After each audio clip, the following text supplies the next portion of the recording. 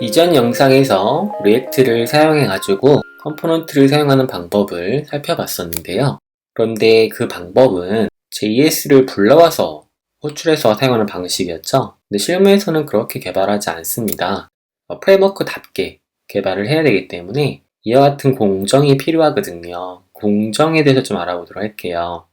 리액트 프레임워크를 사용해서 개발에서 배포까지 워크플로우를 살펴보게 되면 목적은 애플리케이션 개발이 되겠죠. 그렇게 개발된 애플리케이션을 배포하는 겁니다. 이 과정에서 애플리케이션을 개발할 때 우리는 리액트를 쓸 거다. 즉 컴포넌트 시스템을 사용할 거란 얘기죠. 그런데 이 리액트의 컴포넌트는 하나하나의 컴포넌트가 단 하나의 JS 파일에 몰려있는 것이 아니고 수십 가닥으로 쪼개져서 관리가 돼야 돼요. 그래서 모듈 관리가 필요하고요. 그리고 실제 개발상에서는 쪼개져 있는 JS들의 컴포넌트를 불러와서 연결시켜서 웹페이지 또는 애플리케이션을 만들어야 되기 때문에 개발 서버 또한 필요합니다. 그리고 리액트 컴포넌트는 모던 자바스크립트인 ES6를 사용하기 때문에 이것을 실제 배포할 때 브라우저 호환성을 염두에 두지 않을 수 없어요. 그 얘긴즉슨 컴파일 과정이 필요합니다. 컴파일 과정이란 결국 모던 자바스크립트를 브라우저에 호환될 수 있는 구시대의 자바스크립트로 변환시켜주는 기술을 말하는 거죠. 그리고 쪼개져 있는 수십 가닥의 모듈 파일들을 묶어줄 수 있어야 됩니다. 이 묶어주는 과정을 번들링이라고 하죠. 그리고 웹 서비스는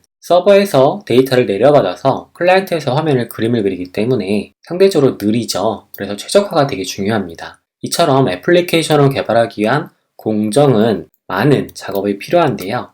이 공정을 일일이 사람이 하는 것은 매우 불합리하고 불필요하겠죠. 그래서 도구의 힘을 빌어야 되는 겁니다. 자, 도구 내용을 살펴보게 되면 리액트를 사용하고 모던 자바스크립트를 쓰기 위해서는 Node.js라는 환경이 필요해요. 자바스크립트가 핵심 언어인 런타임 환경인데요. 설치형 애플리케이션을 개발하거나 또는 웹 서버를 개발할 때 사용할 수가 있습니다. 이 Node.js를 설치를 하고 모듈을 관리할 때는 노드 패키지 매니저를 사용해서 관리를 해주셔야 돼요. 컴포넌트 시스템은 리액트를 사용할 거고요. 그리고 리액트에 사용되는 모던 자바스크립트는 ES6를 사용하게 되겠죠.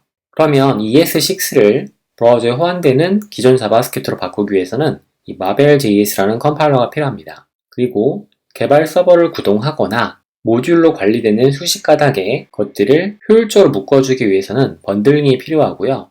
배포를 위한 최적화 또한 필요한데요. 이럴 때 사용되는 도구가 웹팩이라는 모듈 번들러가 있습니다.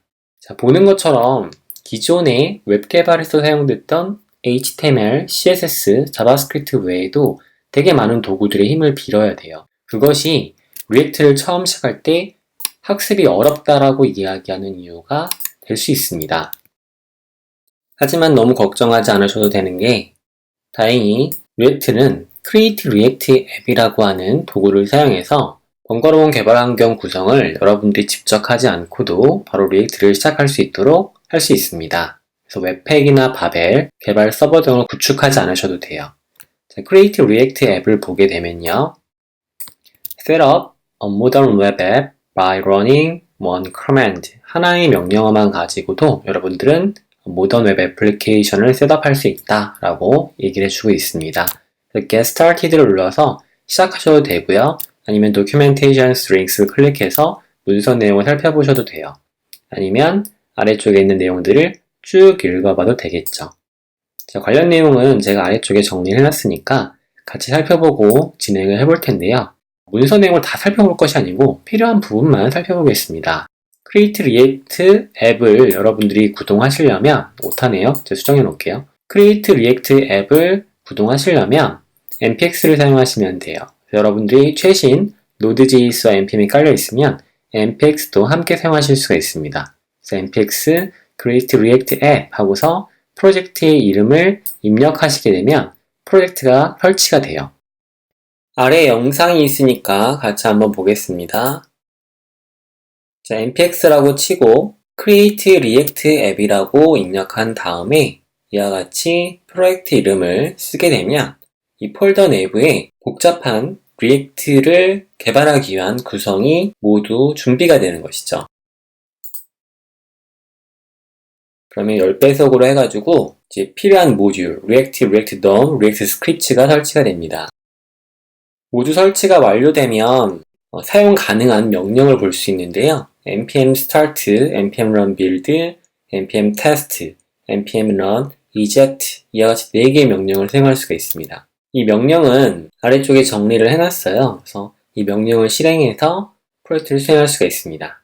자, 그러면 create react 앱을 직접 한번 실행해보는 부분을 확인하고요. 이 프로젝트의 구조에 대해서는 다음 시간에 알아보도록 하겠습니다. 코드 에디터 열고요. 저는 코드를 열었고 보기에서 터미널을 열어주도록 하겠습니다. 터미널을 열면 현재 디렉토리에서 npx라고 입력할 수가 있는데요. npx의 버전을 보게 되면 버전이 출력이 되죠.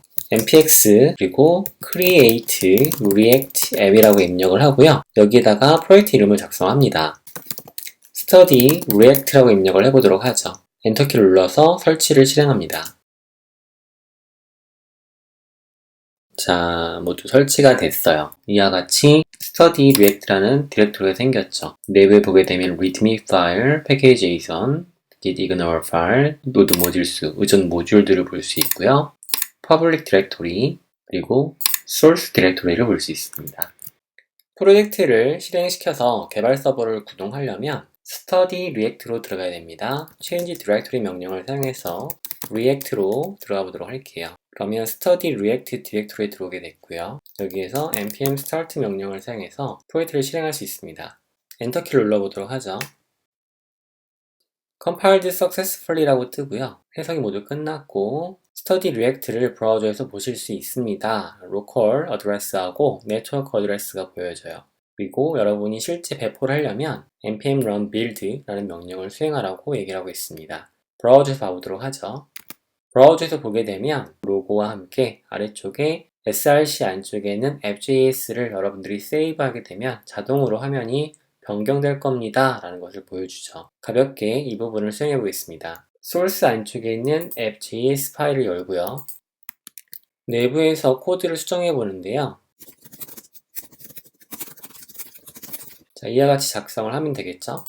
에디트를 지워주고 세이브를 해보겠습니다. 세이브를 해본 후에 브라우저에서 보도록 할게요. 브라우저에 보게 되면 이와 같이 컨텐츠가 바로 실시간으로 업데이트 된 것을 확인할 수가 있습니다. 이번 시간은 왜 Create React 앱을 사용했는지에 대해서 설명을 드렸고요. 그리고 Create React 앱을 사용해서 프로젝트를 실행시키는 방법, 브라우저에서 보여지는 확인, 그리고 수정을 했을 때 브라우저에 실시간으로 반영되는 결과를 살펴봤습니다. 다음 시간에는 Create React 앱으로 만들어진 프로젝트의 스캐폴딩 구조를 살펴보도록 할게요. 즉, 디렉토리 구조를 살펴보면서 각각의 파일에 대한 설명들을 이어가 보도록 하겠습니다.